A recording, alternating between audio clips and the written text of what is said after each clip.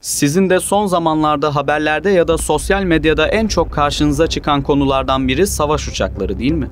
Türkiye'nin Amerika'dan alacağı yeni uçaklar, Yunanistan'a verilen F-35'ler ya da Ankara'nın radarına yakın zamanda bir kez daha giren Eurofighter Typhoon.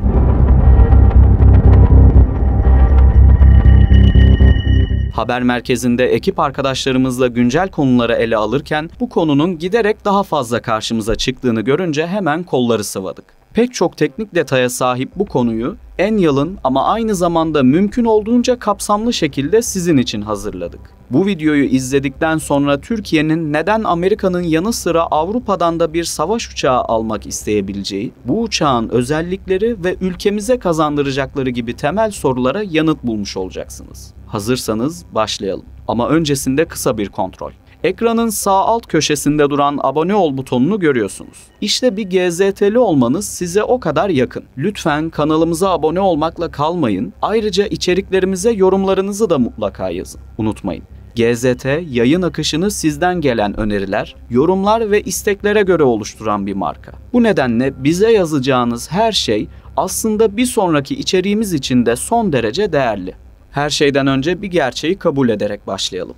Artık savaş uçağı ya da başka bir platform fark etmez. Savunma sanayi ürünleri, ülkelerin satıp para kazanabileceği ürünlerin çok daha ötesinde anlamlar taşıyor. Özellikle de çok üst düzey teknolojiye sahip araçlar başka bir ülkeye verileceği zaman işin içinde paradan ziyade politik etkiler, diplomasi, karşılıklı çıkarlar ve daha nice etmen çıkıyor. Aslında bir savunma sanayi ürününün satışı matruşkaya benziyor. Dıştan tek bir parça gibi görünse de içerisinde çok sayıda etmen olabiliyor. Türkiye'nin uzun yıllardır hava kuvvetlerindeki savaş uçaklarını daha modernleriyle değiştirmek istediği bir sır değil. Türkiye ve savaş uçağı kelimelerini yan yana duyunca sizin de aklınıza aynı gelen ilk şey milli muharip uçak Kaan oluyorsa doğru yoldasınız demektir. Evet, Türkiye yerli ve milli imkanlarla bir savaş uçağı yapıyor. Ancak bu konuda daha yolun çok ama çok başındayız. Teknolojinin en üst seviyelerinden birini temsil eden savaş uçakları meselesine bu gözle bakınca aslında Kaan'ın daha ne kadar yol gitmesi gerektiğini anlıyorsunuz.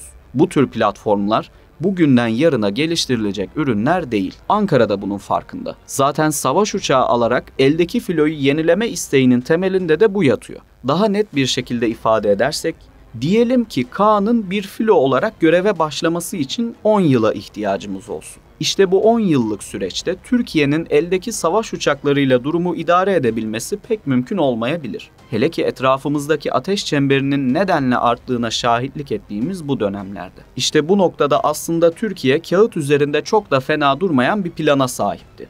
Bir yandan Türk savaş uçağı yapılacaktı ama diğer yandan bu proje gelişene kadar da dünyanın bugüne kadarki en üst düzey savaş uçağı projesi olarak kabul gören F-35'ler için de bizzat işin içinde olunacaktı. İşler çok güzel başladı ve öyle ilerledi. Türkiye az sayıda ülkeyle birlikte F-35'in ana ortağı olan 9 ülkeden biri olarak listeye girmişti. Ankara, F-35'in sadece müşterisi değil, aynı zamanda üreticisi olacaktı.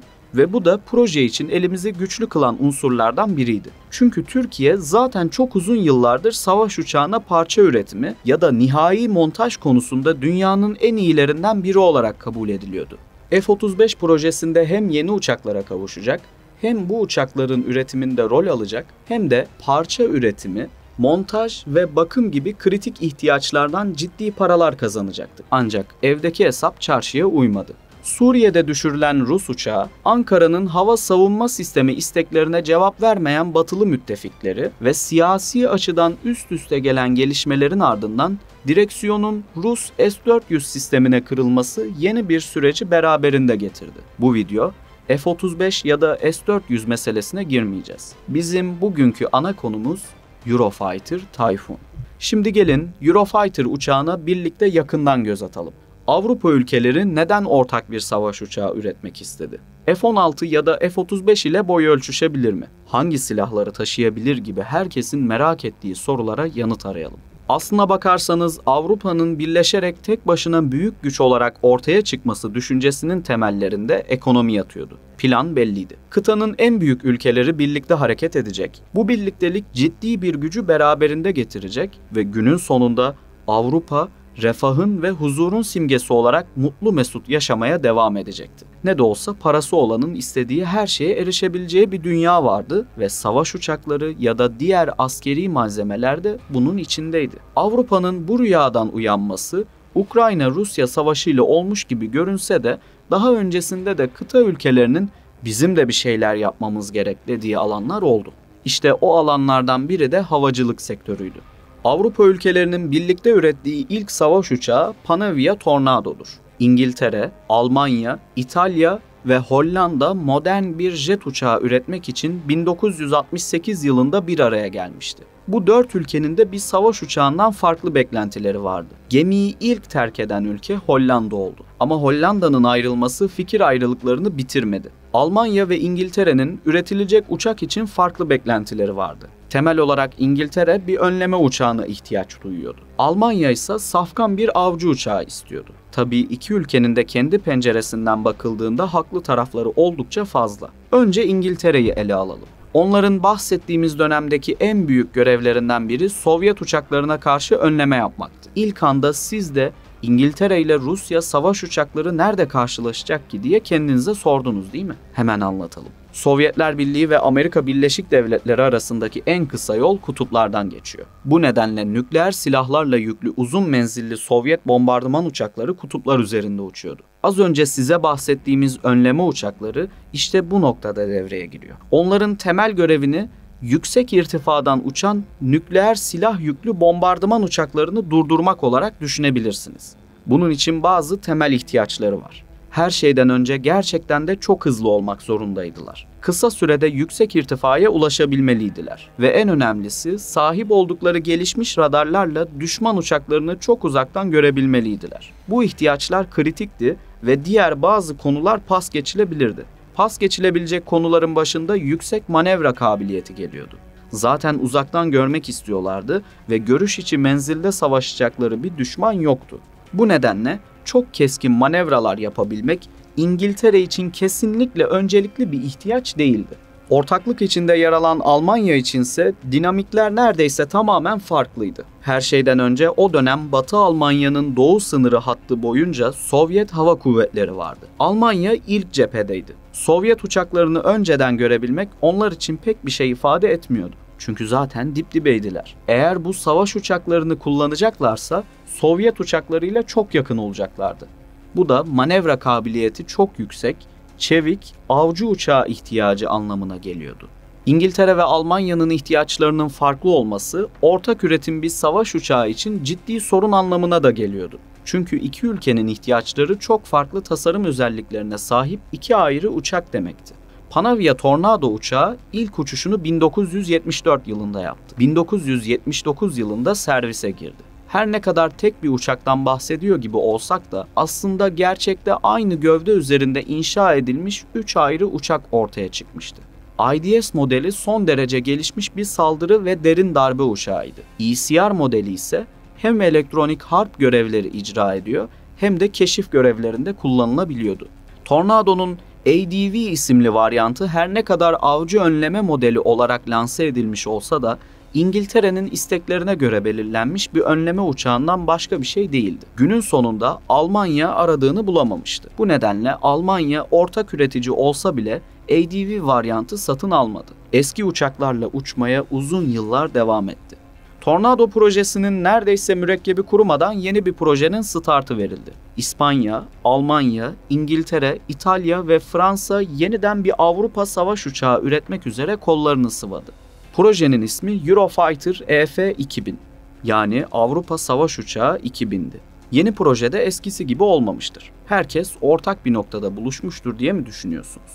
Hayır, öyle olmadı. Fikir ayrılıkları tekrar baş gösterdi. Fransa uçağın çok rollü bir uçak olmasını istiyordu. Ayrıca uçak gemisine mutlaka inebilecek bir platform ortaya çıkmalıydı. Ortak üretimde yer alan İngiltere, İspanya ve İtalya'nın da uçak gemileri vardı. Ancak bunlar dikine iniş kalkış yapabilen Harrier uçaklarını kullanıyordu. Fransa gemileri ise katapult ile çalışan uçak gemilerine sahip. Daha başka fikir ayrılıkları da vardı ve tüm bunların sonunda Fransa bu ortaklıktan ayrılma kararı aldı.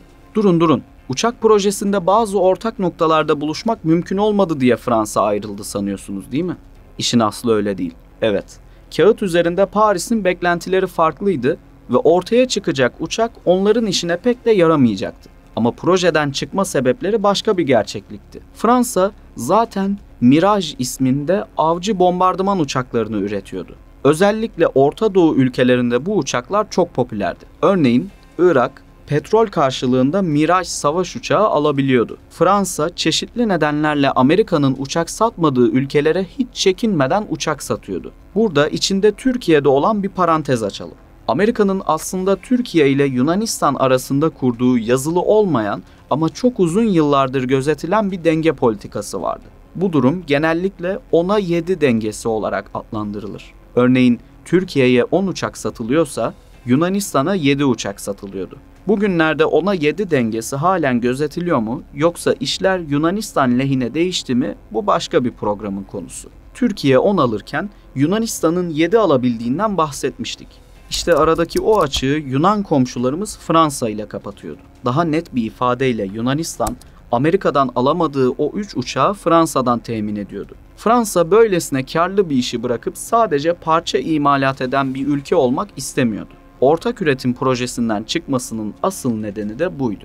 Eurofighter EF-2000 uçağının manevra kabiliyeti yüksek, gerçek bir avcı ve gerektiğinde önleme yapabilecek bir uçak olması istenmişti. Bu özelliklere sahip olursa hem ön cephede çevik ve kıvrak Sovyet avcı uçaklarıyla savaşa girebilecek hem de uzun menzilli radarıyla düşman uçaklarını ufuk ötesinden görebilecekti. Onları çok uzaktan görebildiği için üzerindeki uzun menzilli füzelerle de vurabilecekti. Sadece bunlar da değil. Ayrıca gelişmiş elektronik öz savunma sistemleriyle donatılacaktı. Kısa pistlerden kolayca kalkabilecekti. Projenin resmi başlangıç tarihi 1983 senesiydi. Türkiye'nin 1983 senesinde Amerika'dan 34 adet F-16 siparişi verdiğini hatırlatıp devam edelim. Eurofighter Typhoon savaş uçağı ilk uçuşunu resmi başlangıç tarihinden ancak 11 yıl sonra yapabildi. 1994 yılında uçak ilk kez gökyüzüyle buluştu. Videonun başında Milli Muharip Uçak Kaan için söylediğimiz detayı unutmadınız değil mi? Bir savaş uçağının üretim kararının alınması, üretime başlanması, ilk uçuşu ve sonunda envantere girmesi çok uzun yıllar alan bir süreç. Evet, Eurofighter Typhoon ilk uçuşunu 1994'te yaptı ancak uçağın hizmete girmesi için beklememiz gereken süre tamı tamına 9 yıldı. Bu projede Almanya ve İngiltere %33 oranında bir iş payı aldı. İtalya'nın payı %20, İspanya'nın payı ise %13'tü. Avrupa'nın bu uçağı üretirken Türkiye'nin kapısını çalıp gelin siz de ortak olun dediğini pek kimse bilmez. Ama böyle bir gerçeklik vardı. Elbette bunun olabilmesi için 100'ün üzerinde uçak siparişi vermemiz gerekiyordu. Bu sipariş hiç gerçekleşmedi. Çünkü o döneme kadar sadece Amerika'dan uçak alan Türkiye tüm alt sistemlerini de buna göre kurmuştu. Haliyle Türk Hava Kuvvetleri yönünü bir kez daha Amerika'ya çevirmiş ve bugün F-35 olarak bildiğimiz müşterek uçak projesine yönelmişti. Savunma sanayinde bir üründen bahsederken en önemli konu hep motorları olmuştur. Bugün Türkiye'nin ürettiği platformlarla ilgili bir konu açıldığında motoru yerli mi sorusu ilk sırada gelir. Bu nedenle biz de uçağın teknik detaylarına motor kısmından başlamaya karar verdik. Projeye üye ülkeler Eurofighter savaş uçağına motor üretebilmek için Eurojet konsorsiyumunu kurdu. Eurofighter savaş uçağı 2 adet Eurojet 2000, kısaca EJ-2000 motoruyla donatılıyor. EJ-2000 motorunun atası İngiliz Rolls-Royce firmasının geliştirdiği XG-40'tan başkası değil. Bu uçak üretileceği zaman Sovyetler Birliği dağılmıştı. Avrupa ise refahın peşindeydi. Askeri harcamalar onlara göre artık gereksizdi. Sovyetler olmadığına göre Avrupa'nın içinde de bir savaş yaşanması pek mümkün değildi. Buraya ayrılacak milyonlarca dolarla şehirlerin altyapılarına, fabrikalara, endüstriye, teknolojiye, eğitime, sağlığa ya da sanata harcanabilirdi. Sovyetler Birliği'nin dağılması pek çok ülkenin askeri harcama bütçelerinde kesintiler yapmasına neden oldu. Hava kuvvetleri ilk akla gelen yerlerden biriydi. Tabiri caizse uçaklar çok yakıyordu. Nihayetinde ortaya bir şekilde motor kondu. EJ-2000 art yakıcı kullanmadan 13.500 libre güç üretebilecek şekilde yapıldı. Art yakıcı kullandığı zaman bu rakam 20.230 libre güç anlamına geliyordu. Bu değerlerin barış zamanı için sınırlandırılmış değerler olduğunun altını çizelim. Herhangi bir savaş ortamında güç çok daha fazla artabiliyordu. Bu rakamlar F-16 savaş uçaklarında kullanılan F-110 motorlarının oldukça üstünde bir performans anlamına da geliyordu. Her savaş uçağında olduğu gibi Eurofighter için de farklı varyantlardan söz etmek mümkün. Bugünlerde haberlerde sıkça işittiğimiz Türkiye'nin F-16 Blok 70 talebi konusundan da aslında bu sürece aşina olduğunuzu düşünüyoruz. Yine de kısaca varyant meselesine bir değinelim istiyoruz. Tüm uçaklar hem geliştirilme süreci içinde hem de hizmetteyken pek çok geliştirilmeye tabi tutuluyor. Uçakların ilk seri üretim modelleriyle güncel modellerini kıyasladığınız zaman çok ciddi farklar olabiliyor. Çünkü teknoloji büyük bir hızla gelişiyor ve bugün ortaya koyduğunuz bir sistem kısa zaman içerisinde çağının gerisinde kalabiliyor. Uçaklardaki değişimler ağırlıklı olarak elektronik sistemler üzerinde kendini gösterir. Gövde üzerinde bir güncelleme pek nadirdir. Yapılan güncellemeler havacılık elektroniği diye adlandırabileceğimiz aviyonik sistemler üzerinde yoğunlaşır. Radarlardan tutun, elektronik seyir cihazlarına ve uçuş bilgisayarlarına kadar her şey aviyonik olarak bilinir. Gelişmiş aviyonikler daha gelişmiş silahların kullanılmasına izin verir. Amerika, F-16 modellerini tanımlamak için blok kelimesini kullanıyor. Mesela F-16A uçakları blok 1, 5, 10 ve 15 ve 20 olarak kodlanıyor. F-16C modelleri ise blok 30, 40, 50, 60 ve 70 olarak adlandırılıyor. Pratt & Whitney marka motor kullanan F-16C uçaklarında ise blok 25,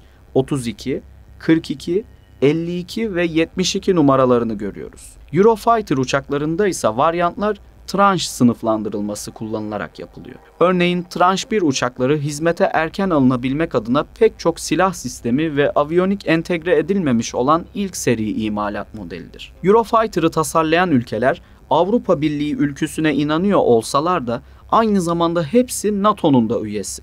Dolayısıyla Tranche 1 Eurofighter, NATO Hava Kuvvetleri'nin kullandığı AIM-9 serisi ısı güdümlü füzeleri ve AIM-120B serisi aktif radar güdümlü füzelerini ateşleyebilecek şekilde üretildi. Bu füzelerin bizim de envanterimizde olduğunu pas geçmeyelim. Nispeten eski füzelerde olsalar pek çok ülkenin envanterinde bu füzelerden bolca mevcut. Motoru ve versiyon meselesini anlattık. Şimdi gelelim savaş uçaklarının gözleri olarak adlandırabileceğimiz radarlara. Radarın bir savaş uçağı için çok ama çok kritik olduğu bilgisini sizinle paylaşıp devam edelim. Eurofighter savaş uçağında kullanılacak radarı üretmek üzere Euroradar isimli bir şirket kuruldu. Bu şirkette Captor-M isimli mekanik radarı üretti. Mekanik radarlar günümüzde özellikle de AESA radarlara karşı pek iyi bir noktada değil. Ancak üretildiği yıllarda dünyanın en iyi ikinci radarı olduğunu es geçmemek gerek. Tabii bir şeyden bahsederken en iyi ikinci dendiğinde akla ilk sıra geliyor.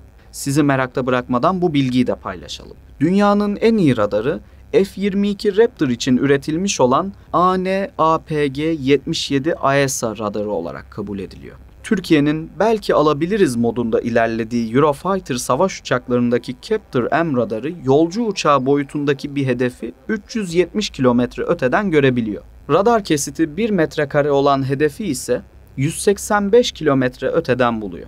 Bizim de envanterimizde olan F-16 Blok 50 uçağının ön radar kesit alanı 1,2 metrekaredir. Yani Eurofighter savaş uçağına sahip bir ülke bizim F-16 Blok 50 uçağımızı 185 kilometre öteden tespit edebilir.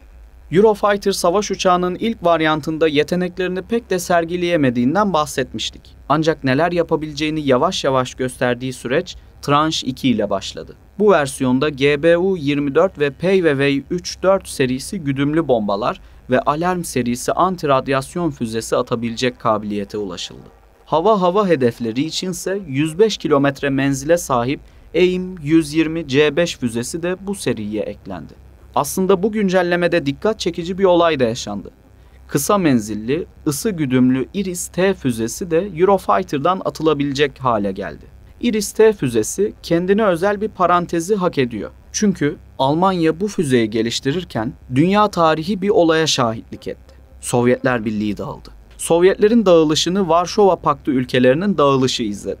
Bu ülkelerden biri de Doğu Almanya oldu. Almanlar ellerinde balyozlarla Berlin duvarını yıkıyor, belki de dünya tarihi en keskin dönüşümlerinden birini yaşıyordu. İki Almanya'nın buluşmasıyla Doğu Almanya envanterindeki MiG-29 savaş uçakları ve pek çok hava füzesi yeni kurulan Alman Hava Kuvvetleri'nin eline geçti. MiG-29'un öz savunma sistemleri detaylıca incelendi. Alman mühendisler bu uçağın ısı güdümlü füzeleri yanıltmakta kullanılan flare bataryalarını inceleyerek Iris-T füzesini geliştirdi. Eurofighter Tranche 2 Block 15 modernizasyonuyla çok etkileyici bir hava füzesine kavuştu. Meteor isimli bu füze ramjet motorlu olduğu için yüksek hızlara çıkabiliyor. Uzun süreli yüksek hıza sahip olmak, hedefteki uçağın kendini savunabilmesi için çok kısa zamanı kalması anlamına da geliyor. Yaklaşık 200 kilometre menzilli füzenin düşman uçağına sıfır kaçış hakkı tanıyan mesafesi ise 60 kilometre civarında. Yani bu mesafe içinden ateşlenecek bir meteor füzesinden düşmanın kaçabilme ihtimali neredeyse imkansız. Öte yandan Amerika'nın benzer bir görev için ürettiği AMRAAM füzelerinin en son varyantı olan D serisi bile ancak 160 kilometre menzile ulaşabiliyor. Tranche 2 Block 15 modernizasyonu Eurofighter savaş uçağını her yönden üstün bir hava uçağı yapmakla kalmadı. Aynı zamanda hava yer kabiliyetlerini artırmaya devam etti. Özellikle Storm Shadow ve Taurus KEPD-350 seyir füzelerinin entegrasyonu ile Eurofighter EF-2000 önemli bir derin darbe uçağına dönüştü. Rusya-Ukrayna savaşını yakından takip eden abonelerimiz Storm Shadow ismini duymuştur. Füzeyi İngiltere ve Fransa birlikte geliştirdi. Yaklaşık 560 kilometre menzili var. İhraç versiyonları ise MTCR anlaşması nedeniyle 300 kilometrenin altında bir menzile sahip. Bu anlaşmanın ne olduğundan bahsetmezsek fotoğrafın bütünü eksik kalır. MTCR, Missile Technology Control Regime, yani füze teknolojisi kontrol rejimi. 1987 yılında Japonya tarafından kitle imha sistemlerinin yaygınlaşmasını önlemek için kuruldu. MTCR'a üye ülkeler 300 kilometre menzil ve 500 kilogram ağırlık değerini aşan harp başlığına sahip sistemleri ve bu sistemlerin kritik bileşenlerini başka bir ülkeye doğrudan veya dolaylı yoldan satamaz, hibe edemez ve kritik bileşenler yoluyla teknolojisini veremez. Bunun haricinde tabii ki bir ülkenin bu değerlerden yüksek sistemleri kendisinin geliştirmesinde herhangi bir engel olmadığını hatırlatalım. Storm Shadow füzesinin 460 kilogram ağırlığında harp başlığı zırh delici özelliğe de sahip. Ukrayna modifiye ettiği Su-24 uçaklarına bu füzeleri yükleyerek oldukça başarılı saldırılara imza attı. Eurofighter'da kullanılabilen Taurus KEPD-350 füzesini ise Almanya ve İsveç birlikte geliştirdi. Füzenin 500 kilometre üzerinde menzili olduğu biliniyor. Storm Shadow'dan daha hafif olmasına rağmen harp başlığı daha kuvvetli bir füzeden bahsediyoruz. Eurofighter savaş uçağı 2 adet Storm Shadow füzesiyle uçabilir. Bunlara ek olarak 1000 libre ağırlığında bir yakıt tankı, 4 adet uzun menzilli radar güdümlü hava füzesi ve 2 adet ısı güdümlü kısa menzilli füzeyi taşıyabilir. Toplam 13 silah istasyonuna sahip Eurofighter'ın füze taşıma kabiliyeti gerçekten çok etkileyici. Envanterimizde bulunan F-16 savaş uçakları toplam 9 adet silah istasyonuna sahip. Eurofighter'ın kullanabildiği bir başka silah uzun menzilli bir tank savar füzesi olan Brimstone. Havadan yer hedeflerine doğru ateşlenen bu füzenin menzili yaklaşık 60 kilometre olarak kabul ediliyor. Teknoloji geliştikçe imkanların arttığından yeni imkanların da savaş uçaklarında çok değerli güncellemeleri beraberinde getirdiğinden bahsetmiştik. Eurofighter Tranche 3 paketiyle Spear 3 isimli 130 kilometre menzilli çok maksatlı füze, Marte gemi savar füzesi ve Lightning işaretleme podunun en güncel versiyonunu kullanabilecek hale geldi. Yukarıda bahsettiğimiz Captor-M radarı ise yerini Captor-E AESA radarına bırakmaya başladı. Eurofighter Typhoon son varyantı ile tamamen çok rollü bir uçağa dönüştü. Ama yine de hava kökenlerini unutmadı. Eurofighter geliştirildiği dönemde 4. nesil uçaklar vardı. Ancak 5. nesil uçaklarla ilgili çalışmalar da başlamıştı. İşte bu nedenle Eurofighter her iki nesilden de izler taşıyan bir yapıya büründü. Eurofighter'ın 4. ve 5. jenerasyon arasına sıkıştığını söylemek pek de yanlış olmaz. Kimi araştırmacılar bu uçakları 4,5 jenerasyon olarak adlandırıyor. Eurofighter tasarlanırken en çok kafa yorulan meselelerden biri de motorlar oldu. Bilindiği üzere motorlar hem çok büyük hem de çalışırken oldukça yüksek ısıya ulaşıyor. Bu iki durum onların radarda çok hızlı bir şekilde fark edilmeleri sonucunu doğuruyor. Mühendisler bu uçağın motorlarını hava alığının gerisinde konuşlandırdı. Ayrıca uçak radar ışınlarını emen özel bir kaplamayla donatıldı. Temel amaç radardaki görünürlüğün en az seviyeye indirilmesiydi. Tüm bu özelliklerin hiçbiri Eurofighter'ı radarda görünmez yapmıyor. Eurofighter üzerinde yapılan bu çalışmalar uçağın radarda belki F-16 kadar ya da daha küçük görünmesini sağlayabiliyor. Amerika ise 5. nesil uçakları tasarlarken radarda tamamen görünmezliği önceleyen bir anlayışla ilerledi. Öyle ki uçakların en ufak ayrıntısı dahi radarda daha az görünecek şekilde tasarlandı. Haliyle F-35'in de tüm tasarım felsefesi fark edilmemek üzere kuruldu. Mesela F-35'in motorları dahi özel bir sistemle soğutuluyor. Bu sayede F-35 termal kameraya ya da ısı güdümlü görüntüleme yapan bir hava savunma füzesi tarafından görüntülenemiyor. Ayrıca F-35'ler son derece karmaşık pasif alıcılara sahip. Kendisini görmek için gökyüzünü tarayan sistemlerin emisyonlarını alıp onların yerlerini belirleyebiliyor. Tüm bu gelişmiş sensörlerden elde edilen veriler uçağın bilgisayarında işleniyor. Ortaya çıkan taktik resim pilotun önüne gönderiliyor ve bu durum haliyle F-35'e çok kritik kabiliyetler kazandırıyor. Dolayısıyla ister 4. nesil, isterse 4,5 nesil olsun, bahsettiğimiz uçakların hiçbiri F-35'in doğrudan muadili değil. Şimdi gelelim en kritik sorulardan birine. Eğer Türkiye önümüzdeki süreçte Eurofighter almaya karar verirse bu alımın ülkemize yansımaları nasıl olur? Önce muhtemel avantajlarından başlayalım. Kabul edelim ki Türkiye'nin envanterindeki savaş uçakları yaşlanıyor. Haliyle filonun gençleştirilmesi gerekiyor. Türk Hava Kuvvetleri SİHA'ları çok etkin kullanabiliyor olsa da insansız hava araçlarının bir mucize olmadığı gerçeğinin kabul edilmesi gerekiyor. Türkiye'nin eldeki askeri imkanlarını konuşurken ister istemez tüm veriler Yunanistan'la kıyaslanıyor. Bu durum komşu için de geçerli. Onlar da tüm envanterlerini sürekli Türkiye ile kıyaslıyorlar. Bugün Yunanistan hava filosunu devamlı yeniliyor.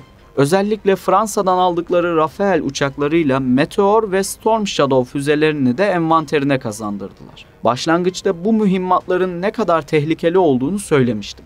Bu nedenle Eurofighter Typhoon alırsak bizim de bu füzelere erişimimiz olacak ve belki de bir şekilde dengeyi kurabileceğiz. Ancak biz bu videoyu hazırlarken Amerika'nın Yunanistan'a F-35 satma konusunda verdiği onay ajanslara düştü.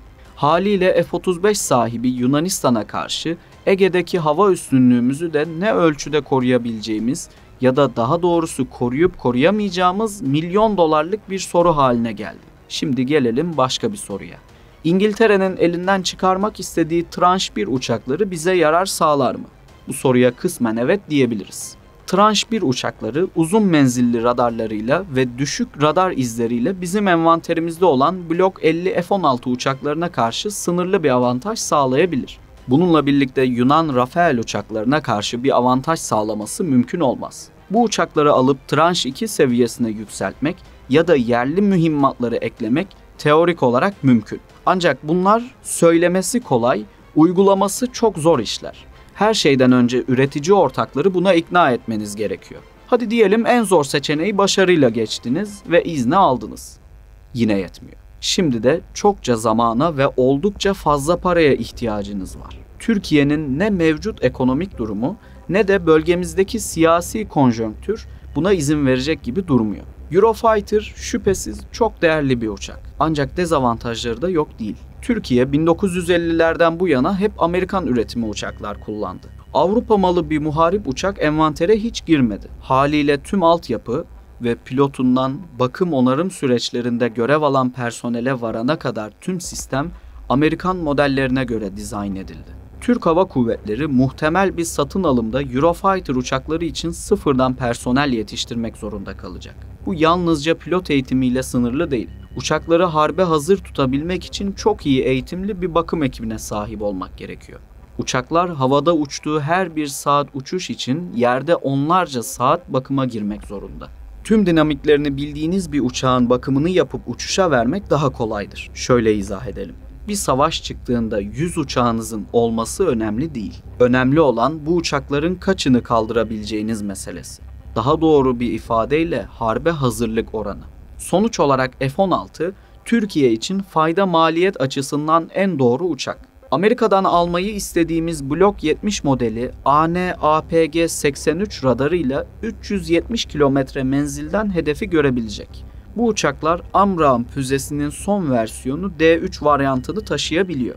Öte yandan Eurofighter Typhoon son derece etkili bir uçak ama konsorsiyumun en önemli ülkesi olan Almanya'nın onayı gerekiyor. Bu durum sadece uçağın ilk alımında değil, bütün hayat döngüsünde tekrarlanması gereken bir yol haritası anlamına geliyor. Yedek parçalar için dahi farklı ülkelerden onay beklediğiniz bir süreç gerçekten zorlayıcı bir hal alabilir. Tabii tüm bunları dinlediğinizde sizin de içinizden "bir an önce yetiş Kaan" cümlesi geçiyor değil mi? Alın bizden de o kadar. Belli ki Türkiye kendi milli savaş uçağını uçuramadığı sürece bir başka ülkenin ambargosuna, kongre baskısına ya da ciddi maliyetlerine göz yummak zorunda kalacak. Kaan'ın ilk uçuşunu sizlerle paylaşacağımız günün heyecanı şimdiden dört bir yanımızı sardı. Ümit edelim ki ilk uçuştan sonraki aşamalar da hızla geçer ve Türkiye kendi uçağını gök vatanında hür ve özgür bir şekilde uçurabilir. Dilimizden de, gönlümüzden de geçen tam olarak budur.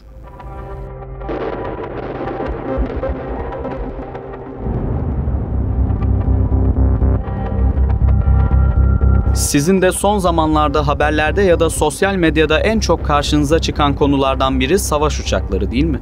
Türkiye'nin Amerika'dan alacağı yeni uçaklar, Yunanistan'a verilen F-35'ler ya da Ankara'nın radarına yakın zamanda bir kez daha giren Eurofighter Typhoon.